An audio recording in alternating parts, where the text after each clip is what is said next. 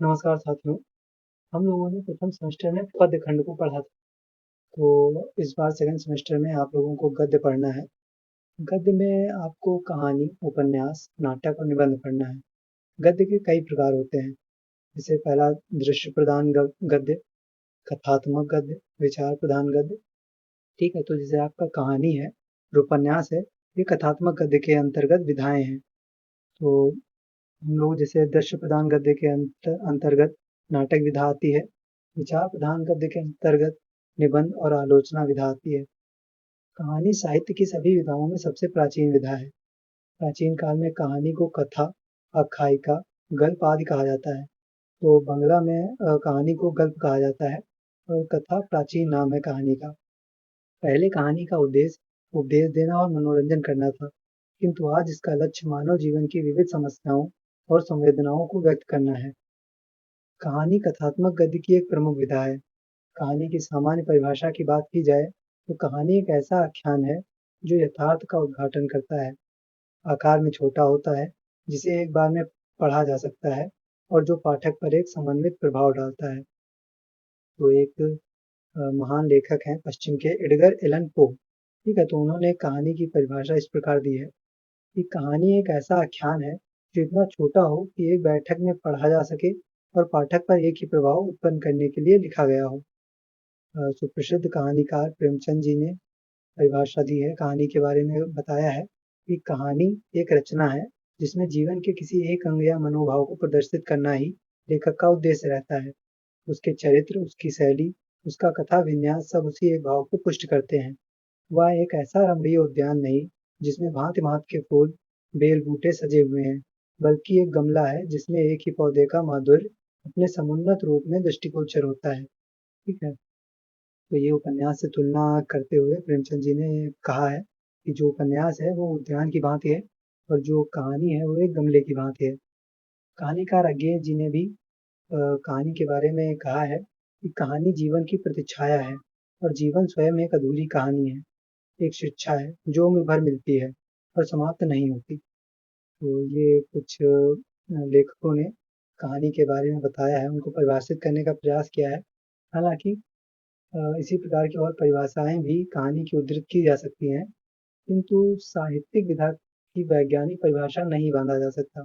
अर्थात जो जितनी भी साहित्यिक विधाएं हैं उनको वैज्ञानिक परिभाषा में नहीं बांधा जा सकता, क्योंकि साहित्य में विज्ञान जैसी सुनिश्चितता नहीं होती। ठीक है, जैसे विज्ञान में है तो सब चीज सुनिश्चित है, पर साहित्य में कुछ चीज सुनिश्चित नहीं होता है, इसलिए उसकी जो भी परिभाषा दी जाएगी वह अधूरी ही होगी। तो इस प्रकार है, तो जैसे कहानी जो थी, कहानी अंग्रेजी से हिंदी तक की यात्रा बंगला के माध्यम से की। तो जो कहानी थी सबसे पहले अंग्रेज उसमें पश्चिम में हुई। जो एडगर एलन पो थे वो एक कहानीकार थे। उनकी कहानियों के आधार पर शॉर्ट स्टोरी मूवमेंट चला। ठीक है, जिसके फिर वहां से कहानी धीरे धीरे बंगला आई, फिर बंगला से धीरे धीरे हिंदी में कहानियां रचित होने लगी। तो अब हम लोग देखेंगे कहानी के तत्व।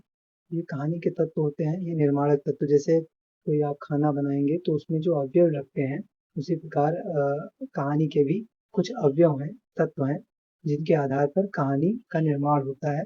और कहानी उत्कृष्ट है या अच्छी नहीं है, वो इन्हीं के आधार पर तय किया जाता है। ठीक है, आप किसी कहानी का जैसे किसी कहानी का विश्लेषण करते हैं तो इन्हीं के आधार पर हम लोग कहानी का विश्लेषण करते हैं। कहानी के निम्नलिखित 6 तत्व माने गए हैं। तो ये है जैसे रोचकता, रचयिता प्रभाव। ठीक है, वक्ता एवं श्रोता, कहानीकार एवं पाठक के बीच यथोचित संबद्धता बनाए रखने के लिए सभी प्रकार की कहानियों में निम्नलिखित तत्व महत्वपूर्ण माने गए हैं। तो ये तत्व हैं उद्देश्य, दूसरा है कथानक या कथावस्तु, तीसरा है पात्र या चरित्र चित्रण, चौथा है देश काल या वातावरण, पांचवा है भाषा शैली, छठा है संवाद या कथोपकथन। आइए एक एक पर चर्चा कर लेते हैं। पहला है उद्देश्य। तो कहानी की रचना निरुद्देश्य नहीं होती। कहानीकार का कोई ना कोई प्रयोजन प्रत्येक कहानी के पीछे रहता है, क्योंकि लेखक की भी अपनी विचारधारा और दर्शन होता है जिसे वह अपनी कहानी में स्थापित करना चाहता है। एक अच्छी कहानी वह होती है जिसमें उद्देश्य कहानी में घुला हुआ हो, थोपा हुआ ना हो। यदि उद्देश्य थोपा हुआ होगा तो फिर कहानी का कलात्मक सौंदर्य नष्ट हो जाएगा। ठीक है, ये आपका उद्देश्य हो गया। अब कथानक कथानक को इंग्लिश में प्लॉट कहते हैं और कथावस्तु को थीम कहते हैं। इसमें बहुत वैसे सामान्यतः इन्हें एक ही माना जाता है, पर तो बहुत कम डिफरेंस है इन दोनों के मध्य। तो कहानी का कथानक किसी एक प्रसंग या कुछ प्रसंगों पर आधारित होता है। किसी कहानी का कथानक कमजोर है, यह तब कहा जाता है जब उसका कथानक में बिखराव हो, घटनाओं और चरित्रों की संख्या अधिक हो और उसकी गति या विराम या तीव्र हो या धीमी हो। किसी कहानी के कथानक को अच्छा तब माना जाता है जब उसका कथानक में कसावट हो, सहज हो और संबंध निर्वाह उत्तम हो। ठीक है, तो इसका अर्थ हुआ जैसे कथा वस्तु जो होती है कहानी की, वो थीम होती है कि किसी चीज पे आप लिख रहे हैं, वो कहानी किस विषय वस्तु है, उस कहानी की विषय वस्तु क्या है, तो वो उसका कथा वस्तु हुआ, वह उसकी थीम हुई। जो कथानक हुआ कि पूरी कहानी कैसे लिखी गई, उसमें क्या घटनाएं हुई, कितने चरित्र आए, ये सब उसका कथानक है कि पूरी कहानी किस प्रकार से लिखी गई, ये कथानक के अंतर्गत आता है। तो कथा वस्तु के बिना कहानी की कल्पना ही नहीं की जा सकती, यह उसका अनिवार्य अंग है। कहानी की कथा वस्तु से तात्पर्य उसकी विषय वस्तु से है। किसी कहानी की विषय वस्तु या तो विश्वसनीय होगी या तो अविश्वसनीय होगी। यदि कहानी में कोई घटना काल्पनिक है या उसके चरित्र काल्पनिक हैं, तो वह कथा वस्तु अविश्वसनीय मानी जाएगी। तीसरा है पात्र या चरित्र चित्रण। कहानी किसी व्यक्ति की होती है, यह व्यक्ति कहानी में चरित्र चित्रण कहलाता है। कहानी में इनकी संख्या बहुत अधिक नहीं होती। कहानी में पात्र स्वाभाविक या आदर्श, परतंत्र या स्वतंत्र हो सकता है। ठीक है, तो बहुत सारी जैसे अब पात्र जो हैं, पात्र दो प्रकार के माने जाते हैं, दो प्रकार के होते हैं। एक होता है वर्गीय पात्र, दूसरा होता है विशिष्ट पात्र। वर्गीय पात्र किसी वर्ग विशेष के होते हैं, जैसे पूंजीपति वर्ग, श्रमिक वर्ग, निम्न वर्ग, उच्च वर्ग। तो इन सबके जो इसमें अपने अपने वर्ग की विशेषताएं रहती हैं।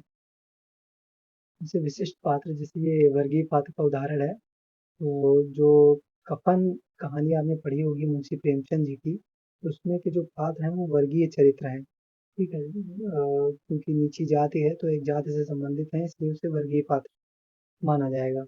विशिष्ट पात्र में क्या है कि पात्र में असाधारण या निजी विशेषताएं होती हैं। जैसे प्रसाद जी की, जयशंकर प्रसाद जी की एक गुंडा कहानी है। ठीक है, उसमें एक पात्र है नन्हकू सिंह। तो जो उस पात्र के बारे में कुछ विशेषताएं दी गई हैं। ठीक है, तो उस जो पात्र की एक असाधारण या निजी विशेषताएं होंगी। जैसे उसमें जो नन्हकू सिंह थे, ये 50 साल से ज़्यादा उम्र थी, किंतु वे फिर भी युवा से ज़्यादा युवा थे। तो उनके बारे में कुछ विशिष्ट या असाधारण विशेषताएं बताई गई हैं, इसलिए उन्हें विशेष पात्र के अंतर्गत रखा जाएगा। तो ये आपका पात्र या चरित्र चित्रण हो जाएगा। चौथा होगा वातावरण, देश काल या वातावरण। कहानी किसी न किसी देश काल से संबद्ध होती है। ठीक है, तो अतः देश काल के अनुसार कहानी का वातावरण स्वाभाविक होना चाहिए। जिस प्रकार का देश काल होगा, उसी प्रकार का कहानी का वातावरण होना चाहिए। तो कहानी में जिस प्रकार का कथानक है उसके अनुरूप वातावरण का चित्रण होना चाहिए। यह वातावरण सामाजिक, भौगोलिक, राजनीतिक, ऐतिहासिक, मनोवैज्ञानिक आदि कई प्रकार का हो सकता है। आधुनिक शब्दावली में इसे परिवेश कहा जाता है। कहानी का परिवेश ऐसा होना चाहिए कि पाठक उसमें डूब जाए, और यह एक अच्छी कहानी की निशानी है। जो अगला है भाषा और शैली। तो कहानीकार अपनी रुचि, कथानक तथा वातावरण के अनुरूप विभिन्न प्रकार की शैलियों को कहानी में अपनाता है। रचना विधान की दृष्टि से मुख्य रूप से कहानी में वर्णनात्मक, संवादात्मक, आत्मकथात्मक, पत्रात्मक आदि शैलियों का प्रयोग होता है।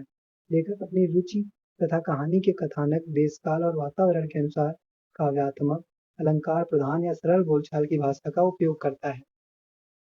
तो इसमें ये है कि कहानीकार की शैली ऐसी हो जो पाठकों के मन को अपनी ओर आकृष्ट करे। यह काम भाषा शक्ति द्वारा होता है। कहानीकार की भाषा में इतनी शक्ति हो जो साधारण पाठकों को भी अपने मोह पास में बांध ले। तो ये भाषा ऐसी होनी चाहिए। अब आखिरी है संवाद या कथोपकथन। तो जो पात्र होते हैं कहानी में, उनकी आपसी बातचीत से कहानी में रोचकता और आकर्षण उत्पन्न होता है। कहानी में बहुत लंबे लंबे संवादों की गुंजाइश नहीं होती है। संवाद छोटे, चुस्त और गतिशील होने चाहिए। तो ये संवाद या कथोपकथन हो जाएगा। तो जो सीधे पात्रों की बात होती है, उसे ही संवाद या कथोपकथन कहते हैं। जैसे कि कोई कहानी है, उसमें एक नाम आया, उसने कुछ कथन कहा, फिर दूसरा नाम आया, उसने तुरंत कुछ कथन कहा, तो इसे ही संवाद या कथोपकथन कहते हैं। कहानी के प्रकार भी देख लेते हैं। विषय की दृष्टि से कहानी मनोवैज्ञानिक, ऐतिहासिक, पारिवारिक, सामाजिक, वैज्ञानिक आदि कई प्रकार की हो सकती है। उदाहरण के लिए जयशंकर प्रसाद की कहानी ममता एक ऐतिहासिक कहानी है। प्रेमचंद जी की बड़े घर की बेटी एक पारिवारिक कहानी है।